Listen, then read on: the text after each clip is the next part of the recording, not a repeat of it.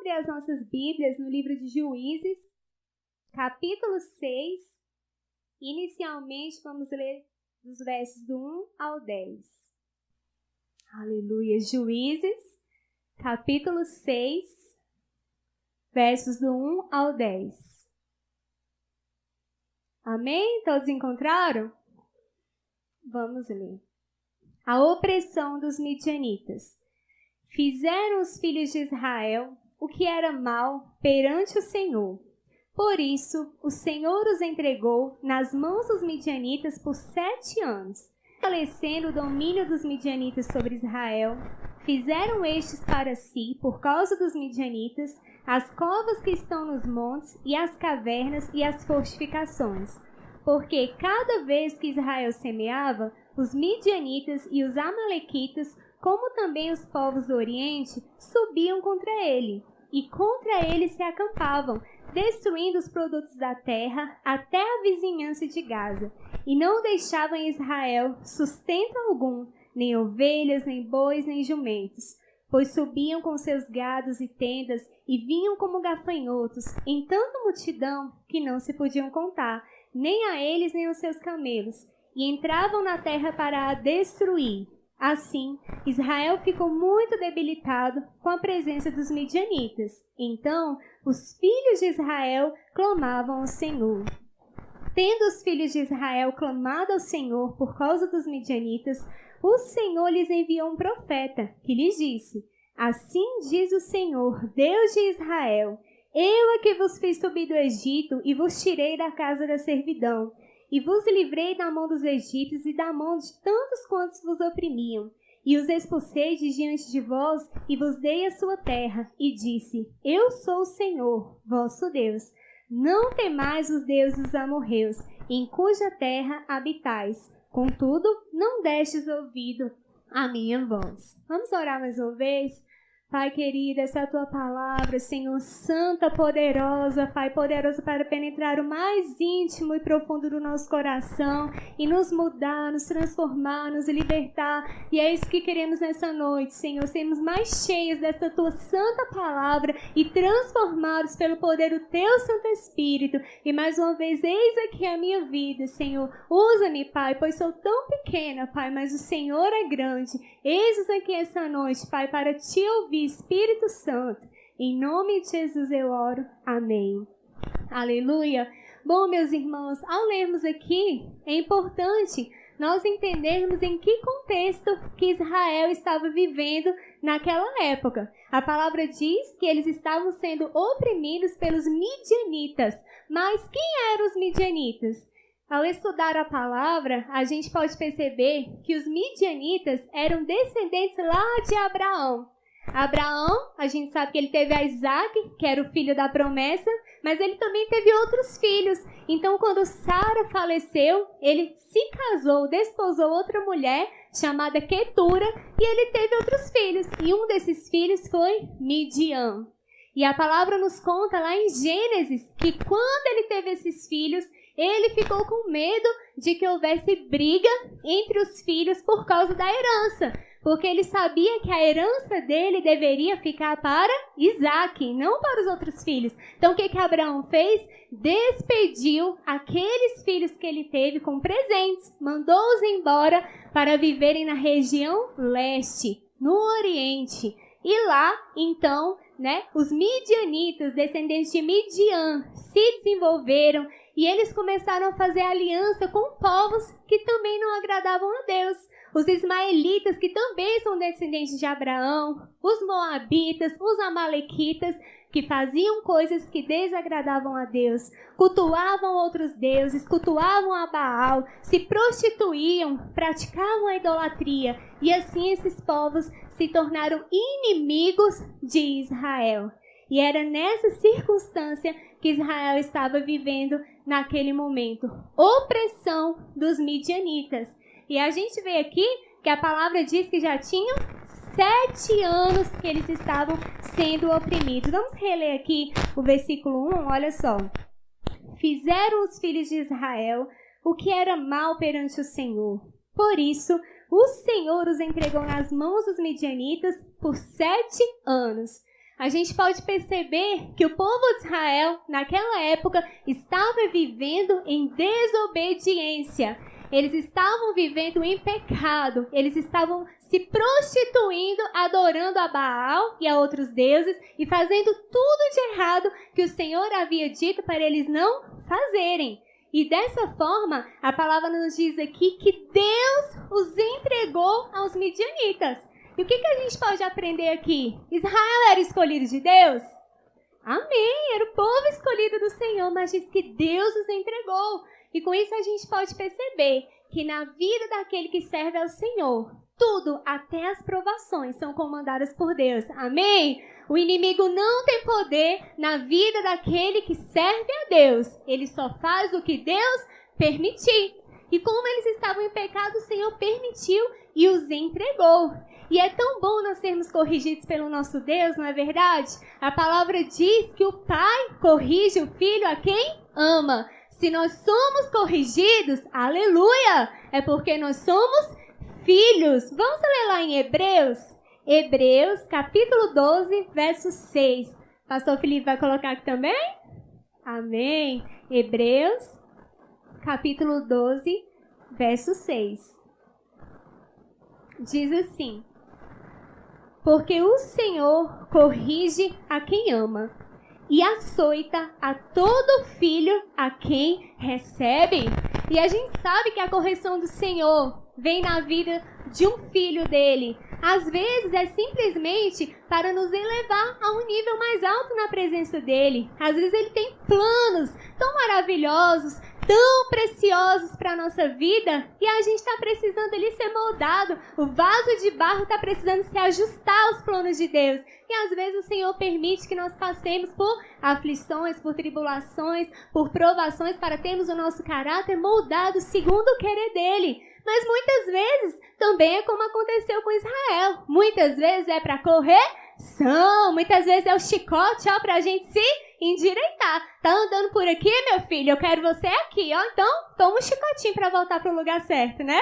Como a palavra diz, a palavra do Senhor diz que Deus colocava espinhos no caminho de Israel, quando eles estavam andando por caminhos errados, por caminhos tortuosos. Então, se somos corrigidos, aleluia, é porque somos filhos, é porque significa que o Senhor está nos vendo. Aqueles que estão vivendo aí na perdição, em toda sorte de pecado e não sentem nada, estão tão distantes do Senhor, não é verdade? E é tão interessante a gente notar também que Deus nunca se afasta de nós. Quem se afasta de Deus somos nós, quando nós estamos em transgressão e não nos arrependemos. Vamos ver lá Isaías 59, versículo 2. Amém? Glórias a Deus, fala bem sobre isso. Aleluia. Vamos ler aqui a partir do 1, fica melhor o entendimento. Olha lá. Eis que a mão do Senhor não está encolhida para que não possa salvar, nem surdo o seu ouvido para não poder ouvir, mas as vossas iniquidades fazem separação entre vós e o vosso Deus, e os vossos pecados encobrem o seu rosto de vós para que vos não ouçam. Então, o Deus de Israel era o mesmo, é o mesmo e será eternamente. O povo sabia, o povo tinha conhecimento de que ele era o Deus Todo-Poderoso, que havia aberto o mar vermelho, que havia feito sair água da rocha, que havia derrotado todos os inimigos de Israel e os levado à terra prometida que manava leite e mel. A mão do Senhor não estava encolhida, seus olhos não estavam fechados, os seus ouvidos não estavam surdos, mas o que estava separando o povo, o que estava fazendo o povo viver com aquela opressão, era porque estavam em pecado, transgredindo, e tinha tido arrependimento? Não. Então, eles é que estavam distante do Senhor. E a gente continuando aqui a leitura, versículo 2 diz assim: prevalecendo o domínio dos midianitas sobre Israel, fizeram estes para si, por causa dos midianitas, as covas que estão nos montes, e as cavernas e as fortificações. Porque cada vez que Israel semeava, Os midianitas e os amalequitas, como também os povos do Oriente, subiam contra ele. E contra ele se acampavam, destruindo os produtos da terra até a vizinhança de Gaza. E não deixavam em Israel sustento algum, nem ovelhas, nem bois, nem jumentos, pois subiam com seus gados e tendas e vinham como gafanhotos em tanta multidão que não se podiam contar, nem a eles, nem aos seus camelos, e entravam na terra para a destruir. Assim, Israel ficou muito debilitado com a presença dos midianitas. Então, os filhos de Israel clamavam ao Senhor. É interessante a gente notar que Israel estava simplesmente colhendo o fruto da sua desobediência. Tudo de ruim que eles estavam vivendo já havia sido escrito lá nas leis. Vamos abrir lá em Levítico? Levítico, capítulo 26, versículo 16.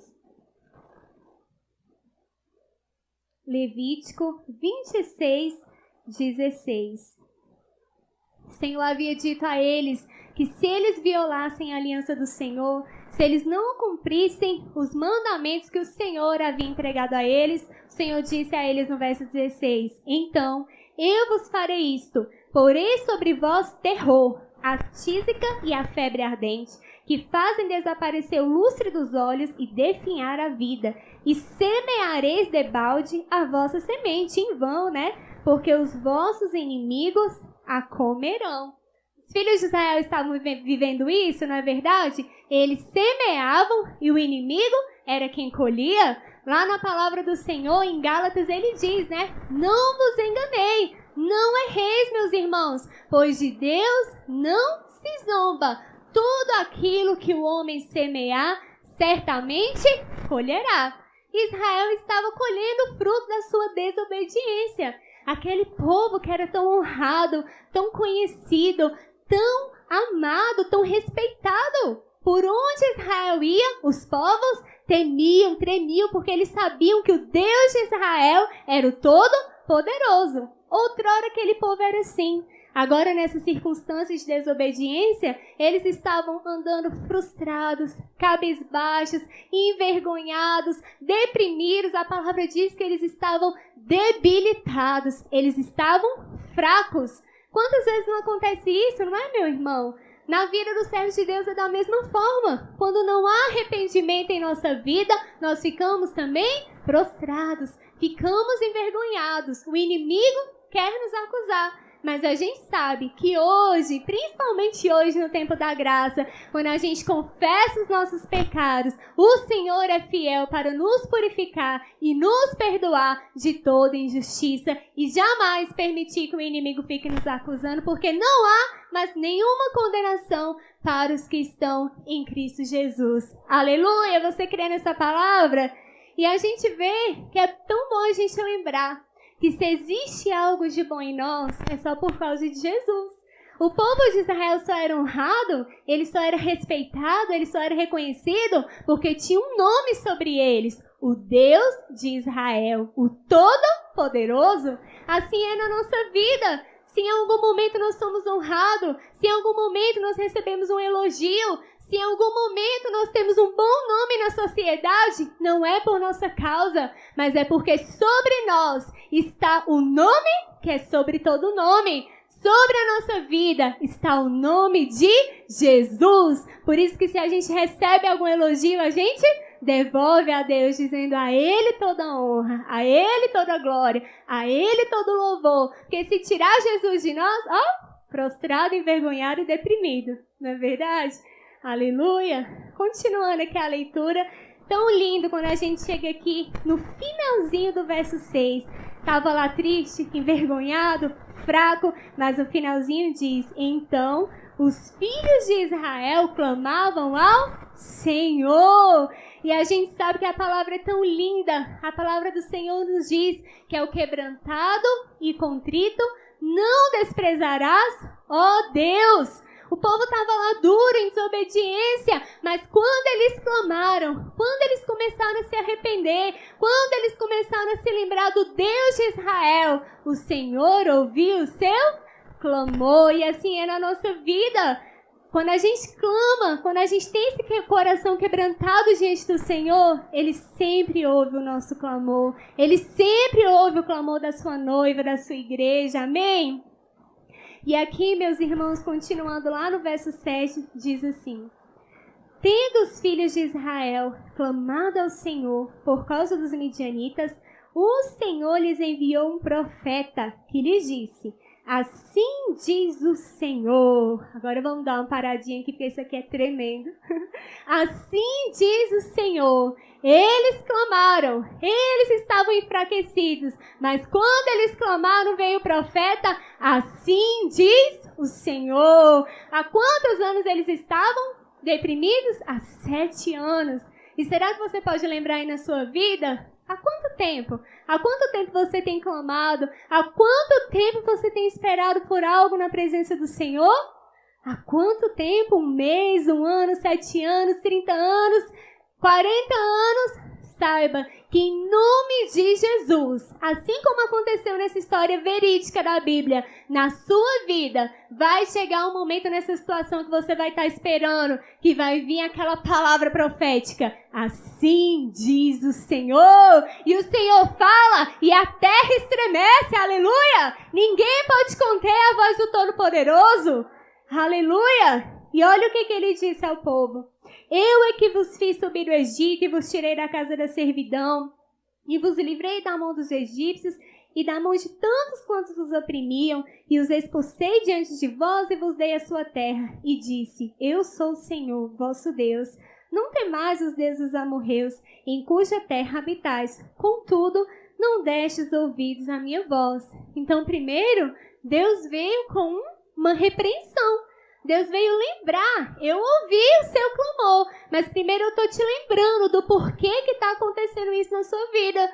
Porque eu entreguei os mandamentos e você desobedeceu. Eu sou o Senhor, só a mim temais. Mas eles estavam adorando a outros deuses. Então, primeiramente, o Senhor os lembrou do porquê que eles estavam ali naquele momento de tribulação. E então, a partir do verso 11, vem a solução de Deus. É tão maravilhoso, né? Quando a gente está em aperto, quando a gente está em angústia e o Senhor chega com a solução dele sobrenatural. Aleluia! E aí vem aqui o subtítulo: o chamamento de Gideão. Amém? Vamos ler aqui? Então veio o anjo do Senhor e assentou-se debaixo do carvalho que está em Ofra, que pertencia a Joás a Besrita, e Gideão, seu filho, estava malhando o trigo no lagar para o pôr a salvo dos midianitas. Então o anjo do Senhor lhe apareceu e lhe disse: o Senhor é contigo, homem valente. Aleluia, até aqui. Meus irmãos, como eles estavam se escondendo, como eles estavam com tanto medo dos midianitas, que tudo eles tinham que fazer escondido. E é interessante que a gente sabe que o trigo não é malhado no lagar, né? Geralmente no lagar são as uvas, são as azeitonas que são ali prensadas, né? Na verdade, o trigo era feito aonde? A separação? Na eira. Mas aqui diz o quê? Que Gideão estava malhando o trigo no lagar, porque ele estava se escondendo dos midianitas. E é tão interessante também a gente notar que Gideão não estava fazendo algo de extraordinário naquele momento. A Bíblia não nos fala, mas pela leitura a gente pode deduzir que ele não estava ali naquele momento de clamor, de oração. Oh, Deus Todo-Poderoso, salva-nos, Senhor, não aguentamos mais essa opressão. Ele não estava ali adorando, mas ele estava em uma tarefa simples. Ele estava em uma tarefa ordinária, em uma tarefa comum do seu dia a dia. E quando ele estava ali, na simplicidade do seu dia a dia, o Senhor apareceu a ele. Daí nós podemos nos lembrar, meus irmãos, da importância de nós termos uma vida de adoração sempre diante de Deus. A gente já falou muitas vezes aqui que adorar não é estar aqui cantando, tocando um instrumento e nem aí levantando as mãos. Mas a gente sabe que a adoração é um estilo de vida que cumpre a vontade de Deus e agrada a Deus. Amém? Então que nós estejamos sempre na posição, que nós estejamos sempre prontos a ouvir a voz de Deus. Ei, mulher, Deus quer falar com você quando você estiver lá na cozinha, lavando aquela louça, preparando o alimento para a sua família, passando roupa. O Senhor quer falar ao seu coração, amém? Assim os maridos, em todas essas atividades, as crianças, os jovens, todos nós devemos estar sempre em posição de adoração, para nós ouvirmos a voz do Senhor falando conosco, amém? E é tão lindo também que Deus diz a ele, homem valente. Gideão era valente? De jeito maneira, né, irmãos? Homem valente. Mas aqui vem outra verdade linda sobre o nosso Deus. O Senhor que nos criou, Ele sabe quem nós somos nele. Ele conhece o nosso futuro. Então Ele já chamou Gideão pelo nome que Gideão seria. Homem valente. Será que nessa noite você pode se imaginar o Senhor te chamando aí pelo futuro que Ele tem na sua vida? Eu não sei, né? Só você sabe se o Senhor já te revelou. É claro que as pessoas que a gente tem mais assim, intimidade, a gente pode imaginar. Tipo assim, né? Homem valente, pastor Fagner. Homem valente, pastor Cláudio. Ô, missionária Salete. Ô, missionária Catarina. O Senhor, a gente fala o que a gente pensa, o que a gente sonha, o que a gente enxerga, mas o Senhor sabe por qual nome Ele vai te chamar para a obra que Ele tem na sua vida, porque Ele quer revelar essa obra na sua vida. Amém? Verso 13, continuando aqui. Aleluia. Respondeu-lhe Gideão. Ai, meu Senhor, se o Senhor é conosco, por que nos sobreveio tudo isto? E o que é feito de todas essas maravilhas que nossos pais nos contaram, dizendo, não nos fez o Senhor subir do Egito? Porém, agora o Senhor nos desamparou e nos entregou nas mãos dos midianitas. A gente pode ver, meus irmãos, que Gideão não conseguia se enxergar como Deus o via.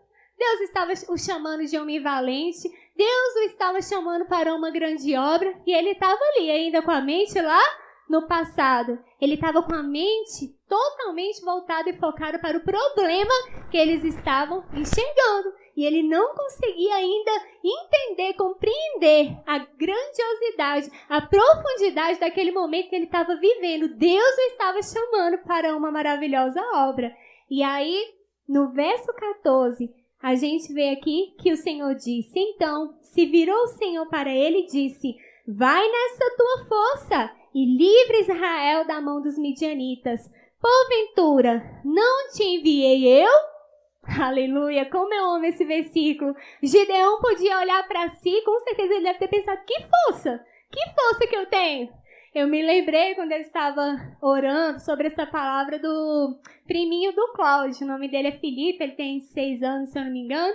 E aí a mãe dele conta que às vezes quando chama ele para fazer alguma coisa que ele não quer, aí ele, né, anda falando mais ou menos errado, ele fala, tô fora, não é tô fora, né? Eu tô fora, mãe, tô fora. Eu imaginei, né, Gideão naquela hora que ele tava, homem valente, vai nessa tua força. Se Gideão pudesse, ele ia falar, tô fora, né? Que força que eu tenho. Mas é tão lindo, irmãos, que quando o Senhor diz, vai nessa tua força, é porque Deus sabia que ele era a força de Gideão. Aleluia! Então, quando o Senhor olha para nós, e nós estamos nos sentindo tão fracos, tão desanimados, e Ele fala, Orleans, vai nessa tua força, é porque Deus é a tua força. E é tão lindo que a palavra diz que no Senhor, lá em Salmos, fala assim, no Senhor nós faremos proezas, nós faremos coisas grandiosas, não na força do nosso braço, não porque nós podemos alguma coisa, mas porque o Senhor pode tudo. E ao mesmo tempo, Deus também estava querendo dizer, eu penso para Gideão, Gideão, deixa o passado, porque Gideão estava lembrando de tudo de ruim que aconteceu e Deus falou, não te enviei eu? Quando o Senhor nos chama para uma obra, não importa o que está acontecendo, não importa o que aconteceu, mas importa o que acontecerá no poder do Espírito Santo na nossa vida. Por isso ele olha para nós e diz, não temas, não te enviei eu? Glória a Deus, aleluia! E aí, irmãos, lá no verso 15, ele continua dizendo, e ele lhe disse, ai, Senhor meu, com que livrarei Israel? Eis que a minha família é a mais pobre em Manassés, e eu, o menor na casa de meu pai. Aqui, meus irmãos, a gente pode ver que ao mesmo tempo que Gideão demonstrava falta de fé, não é verdade? Ele demonstrava medo. Quem não tem medo, né? Diante de uma obra tão grande a ser realizada, ele demonstrava falta de fé, mas a gente pode perceber também que ele era humilde. Ele era humilde, ele se sentia pequeno. E olha, a Bíblia não fala, mas com certeza quando o Senhor olhou sobre a terra e escolheu a Gideão, ele encontrou algo de precioso em Gideão, não é verdade? E a gente vê que grandes homens de Deus, que viveram lá nos tempos passados, também quando foram chamados, se sentiam da mesma forma, pequeno, incapaz. Se a gente se lembrar de Saul, o que Saul fez, gente? Saul, quando foi chamado, aquele homem que diz que ele era alto, bonito, que ele se sobressaía em meio à multidão, diz que quando ele soube que o profeta Samuel iria ungí-lo, o que ele fez? Foi escondido dentro das bagagens. Imagina, um homenzarrão escondidinho lá, porque ele se sentia pequeno, ele se sentia incapaz. Da mesma forma, a gente pode lembrar do começo da vida de Davi.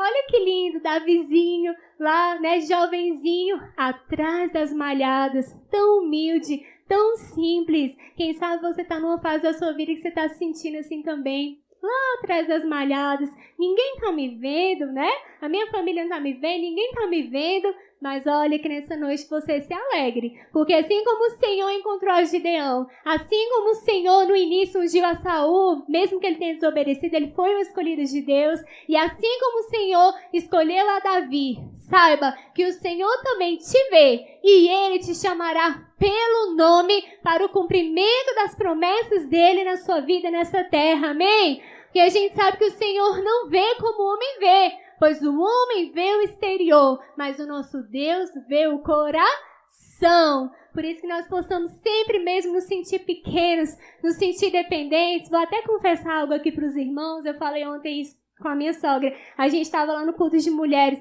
Eu vendo a irmã Salete pregar, eu vendo a pregadora da noite pregar, e eu falando, meu Deus, amanhã vai ser eu. Como é que eu tenho coragem de ir lá? Mas Deus é a nossa força, amém? O Senhor é quem nos usa, nós somos simplesmente instrumentos nas mãos do nosso Deus, amém? Aleluia! E continuando aqui, no verso 16, diz assim, tornou-lhe o Senhor, já que estou contigo, ferirás os midianitas como se fossem um só homem. Aleluia! Lá o salmista diz, com meu Deus eu desbarato exércitos, com meu Deus eu salto muralhas. E ele disse a midianitas, a Gideão, você os ferirá como se eles fossem um só homem. Porque a gente vê que na vida dos servos de Deus, a batalha é do Senhor. Inclusive, meus irmãos, esses dias eu tenho ouvido uma canção que está sendo traduzida pelo aquele grupo Diante do Trono. E, na verdade, ela é americana. E aí a letra diz assim, bem antes de eu notar, você já saiu pra guerrear e volta com a cabeça do inimigo e diz que sou eu quem tem vencido e eu só louvei, eu só adorei. Aleluia! Quantas vezes é assim, meu irmão? Quantas vezes a guerra tá tão grande, a batalha tá tão grande, e você se prostra, e você se humilha, e você adora, e você clama pelo socorro do Senhor, e Ele volta com a tua vitória, Ele volta com a cabeça do inimigo, e Ele olha pra gente e diz que é a gente que tem vencido. E o que a gente fez? A gente só louvou, a gente só adorou, a gente só se humilhou, a gente só se prostrou. Esse é o nosso Deus, esse é o Deus de Israel, e esse é o Deus da nossa vida nos dias de hoje, amém? Ele é quem guerreia as nossas guerras, é Ele que nos dá a vitória, é no nome dEle, que está sobre todo nome, que nós somos chamados de mais do que vencedores, amém? Aleluia! Continuando a leitura, verso 17, ele respondeu, Se agora achei mercê diante dos teus olhos, dá-me um sinal de que és tu, Senhor, que me falas. Rogo-te que daqui não te apartes até que eu volte e traga a minha oferta e a deponha perante ti. Respondeu ele, esperarei até que voltes.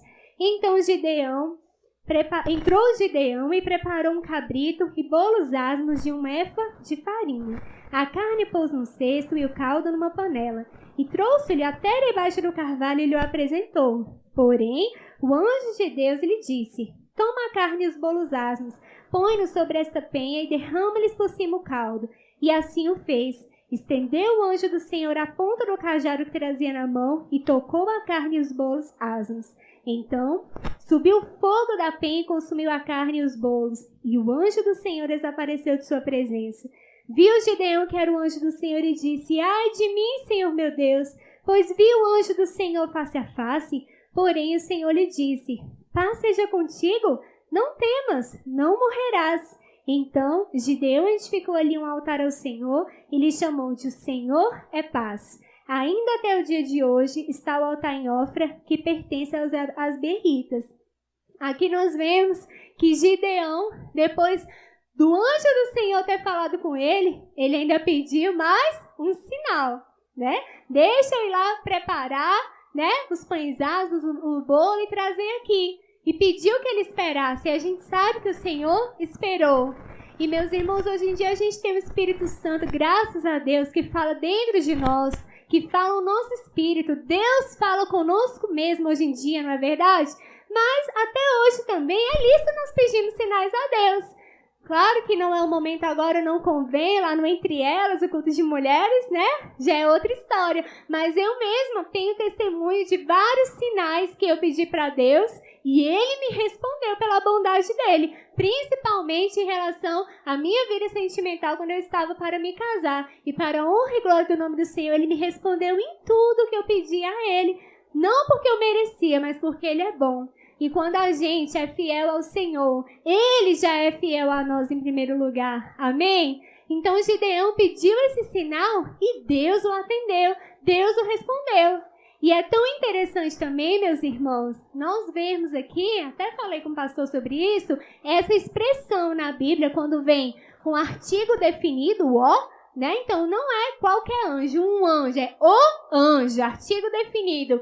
E o anjo com letra maiúscula, o anjo do Senhor, que tiveram várias aparições desse anjo do Senhor no Antigo Testamento, e a gente pode entender, né, pastor, segundo os estudos da teologia, que já eram aparições de Jesus. Esse anjo do Senhor com letra maiúscula era o próprio Jesus. Olha que coisa mais linda, né? Se a gente vê no Antigo Testamento, tem vários exemplos como esse. Apareceu para Josué, não é verdade? Para Agar, quando ela estava com Ismael, lá peregrinando, cansada, triste. Então o nosso Deus já ministrava graça, aparecendo entre os homens para entregar bênçãos, para fazer chamamento, para entregar vitória e promessas desde a antiguidade. Por isso que desde a antiguidade não se viu, nem jamais se ouviu, nem com os ouvidos se percebeu de um Deus além de ti, que trabalha em favor daqueles que nele esperam. Glória a Deus. Meus irmãos, e continuando a história, não vamos ter tempo de ler tudo, senão ficaria muito longo, mas aqui, continuando, a história nos diz que Deus pediu a Gideão que ele destruísse o altar a Baal que estava edificado na cidade do pai dele, Joás. E a palavra nos diz que Gideão chamou 10 homens, e olha o horário que ele escolheu para derrubar o altar a Baal. Na madrugada, porque ele era medroso, ele ainda tinha medo, e ele resolveu fazer isso, ó, bem na calada da noite. Mas sabe aquela história que diz assim, eu sei que você fez no verão passado? Não adiantou muito, porque no outro dia de manhã, os homens da cidade foram atrás do pai de Gideão, de Joás, e falaram, olha, a gente sabe que foi o seu filho com alguns homens que derrubaram o altar aqui a Baal. E eles começaram a pedir ao pai de Gideão que ele o trouxesse para fora da casa para que ele pudesse matá-lo. E é tão interessante também, eu não posso deixar de lembrar aqui com os irmãos, que Deus pediu que Gideão pegasse um boi lá do pai dele para sacrificar no novo altar que ele fez ao Senhor. Sabe quanto tempo que tinha esse boi? 7 anos. Quanto tempo que o povo vivia oprimido? 7 anos! Depois de 7 anos de opressão, teve o sacrifício da vitória, o sacrifício da libertação. O boi tinha exatamente 7 anos, nos lembrando que chegava ao fim aquele tempo de 7 anos de opressão que o povo vivia. E a partir daquele momento, a palavra diz que o Espírito se apossou de Gideão e ele conseguiu como que um exército, né? Vários homens com ele. A gente vai ver que ele conseguiu um exército de 32.000 homens. E a palavra diz que ele, medroso, novamente pediu um sinal ao Senhor. E é um sinal tão interessante que a Bíblia nos conta que ele falou: Deus, se foi o Senhor mesmo que me escolheu, se é por meu intermédio que nós derrotaremos os midianitas, eu te peço que nessa noite eu vou colocar a lã na eira, lá num pedaço de terra. E ele falou que quando amanhecer, só a lã esteja molhada do orvalho e ao redor esteja seco. E quando deu de manhã, justamente que ele conseguia espremer a lã de tanta água que saía. Só que ao redor estava sequinho. No natural isso era possível acontecer? Jamais. Se chovesse em cima da lã, tinha que chover em tudo que estava perto, se não estava coberto, não é verdade? E ele, não satisfeito, medroso como ele, ainda falou: Senhor, não se ire comigo, mas eu vou pedir só mais um sinal, né? E aí ele disse: agora eu vou pedir ao contrário, que só esteja molhado na terra que estava seca, e a lã fique sequinha. E aí, novamente, quando ele vai olhar, o Senhor o respondeu com a sua misericórdia, e assim ocorreu. E aí a palavra vai nos contar, depois os irmãos podem também ler, né, minuciosamente essa história tão maravilhosa. Os pais aí que já têm filhos, olha que história de um herói, não é? Não na sua própria força, mas na força do Senhor. Hoje em dia tem tantos heróis aí que pervertem os princípios de Deus, levam as crianças, né, a estarem violentas, a estarem ali presas a uma televisão sem querer saber de nada, a um videogame, a um jogo. Chame o seu filho, né, de uma forma lúdica, de uma forma divertida. A gente tem tanta Bíblia legal hoje em dia, né? Bíblia em 3D, né, Ismael? Pega uma Bíblia dessa aí e vai contar essas histórias de herói aí pro seu filho, que ele vai se amarrar. Amém? E aí a palavra nos conta que Gideão foi com seus 32.000 homens. E o que aconteceu? Deus falou: tem gente demais. Deus sabe como é que é o ser humano, né? Tem gente demais. Se você for guerrear contra os midianitas com esses 32.000, é certo que no final eles vão dizer: foi a força do meu braço que me fez vencer. Eu sou demais, né? Com as nossas palavras.